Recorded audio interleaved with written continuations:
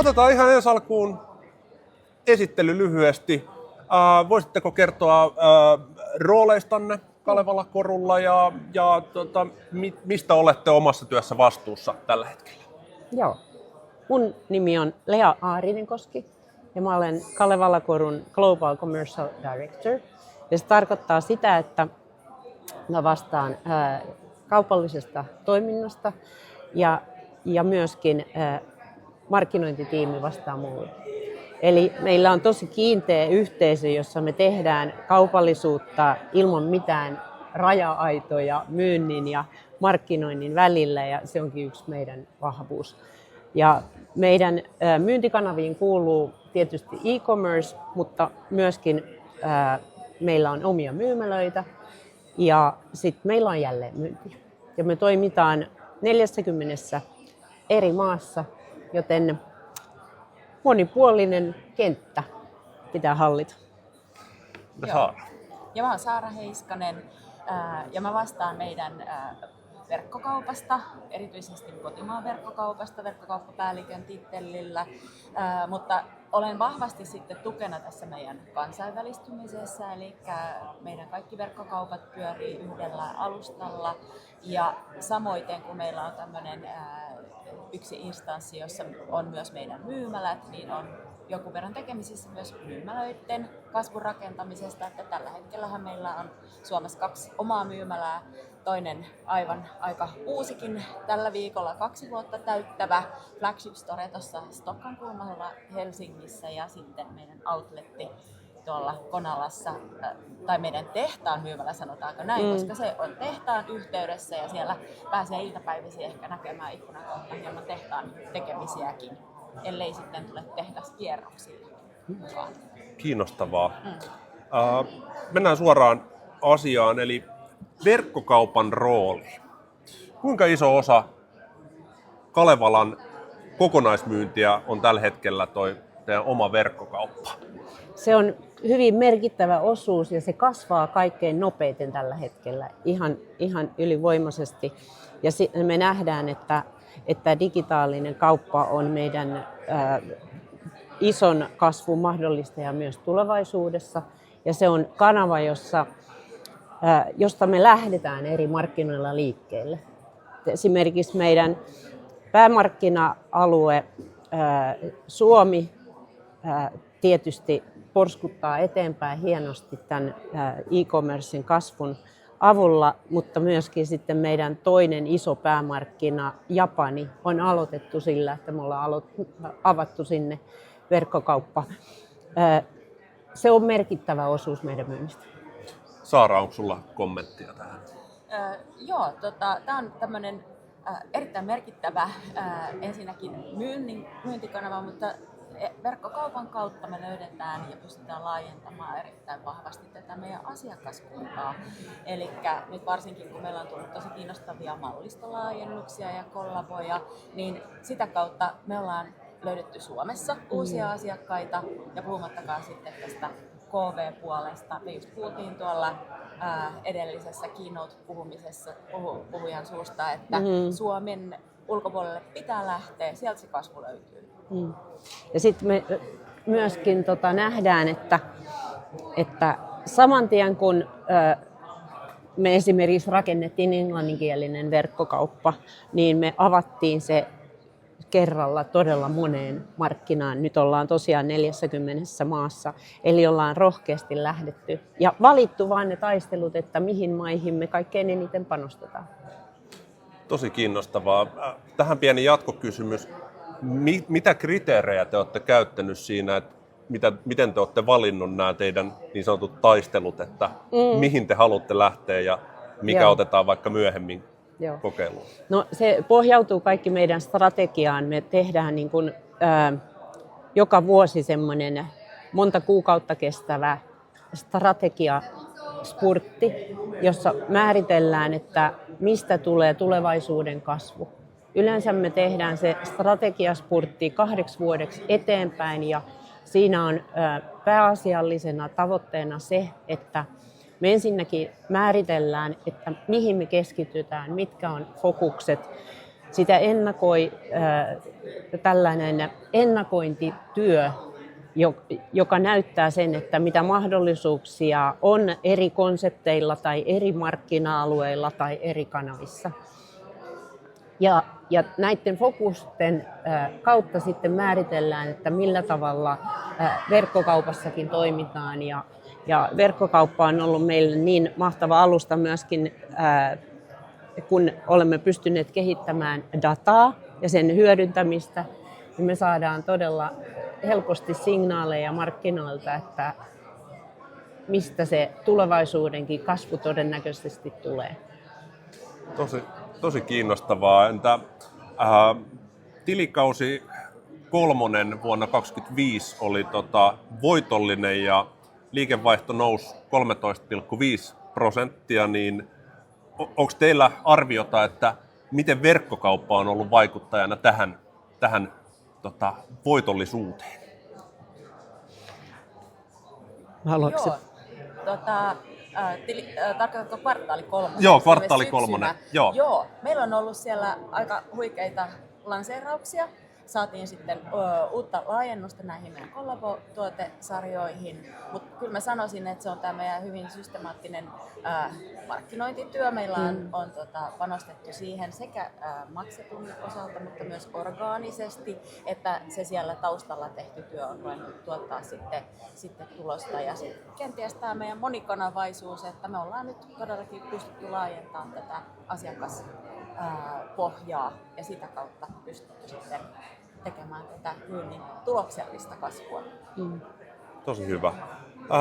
Mainitsit nuo kollabot ja nyt varsinkin tuo Marimekko-yhteistyö verkossa ja on näkynyt paljon niin kuin mainoksissa ja tuolla ulkomainoksissakin tullut vastaan, niin Unikko oli menestys jo alkumetreillä ja Garden lanseerattiin huhtikuun, oliko se lopussa? Kyllä.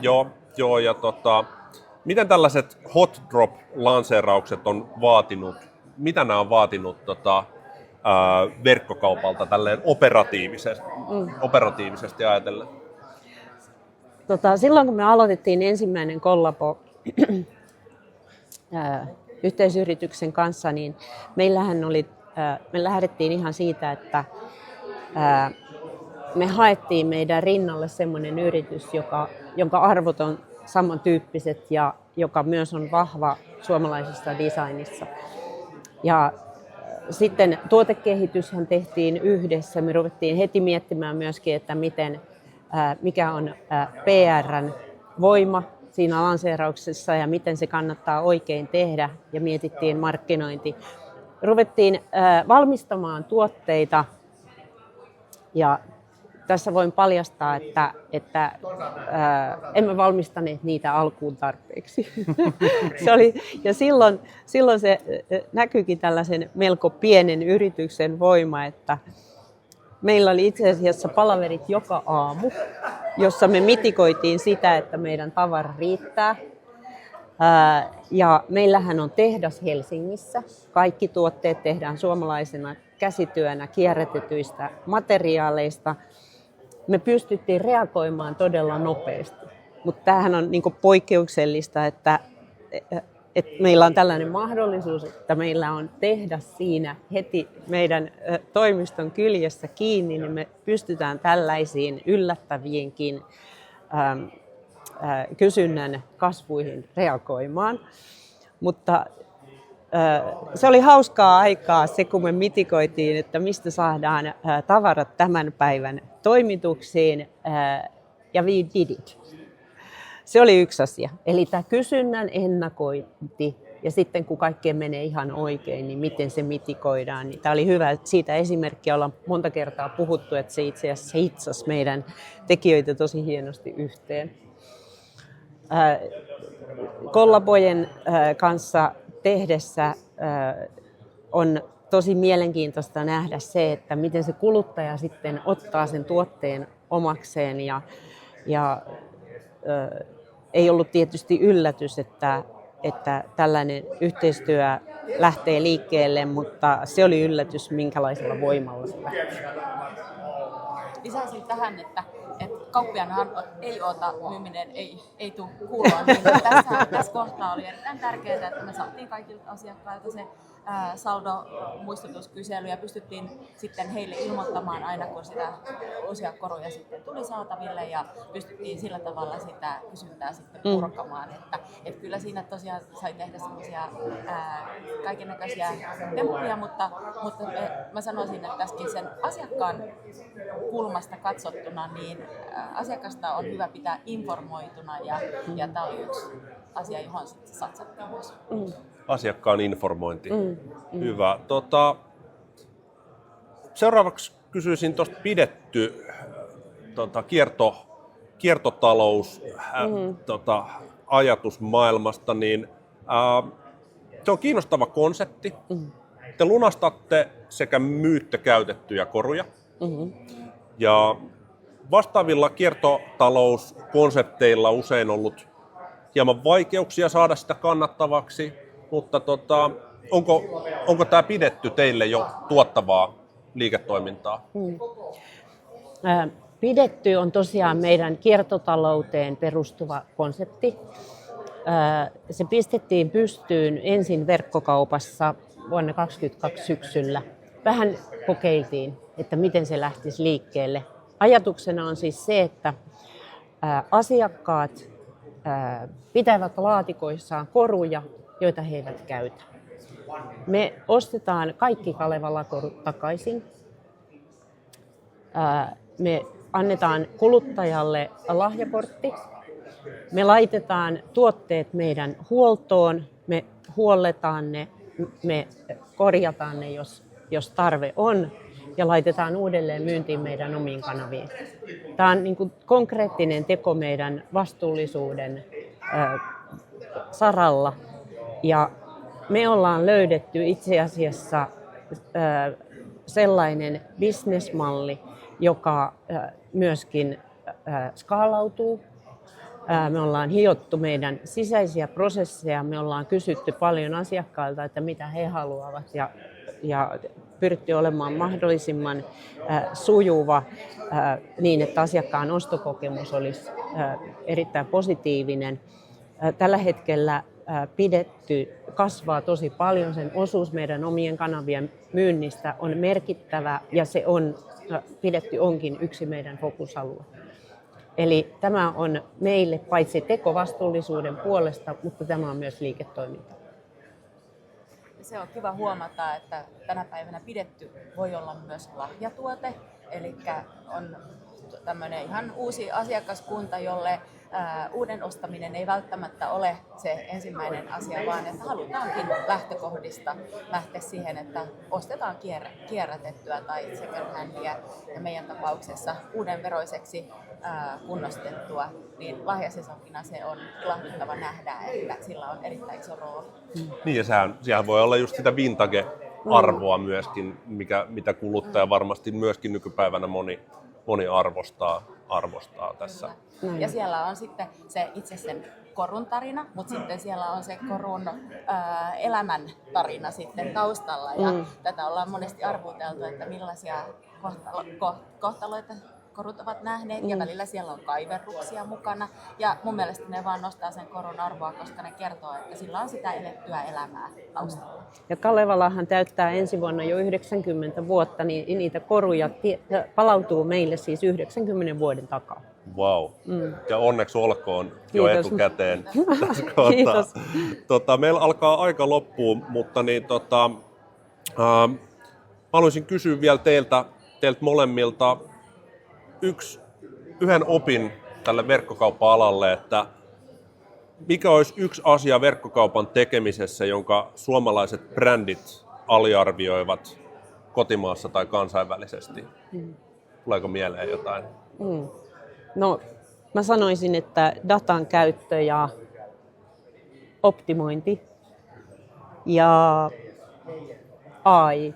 Siinä oli melkein yksi. Joo, melkein yksi. Melkein yksi. Joo. Entä tuleeko Joo. Saaralla? No kyllä mä sanoisin, että rohkeutta siihen aloittamiseen.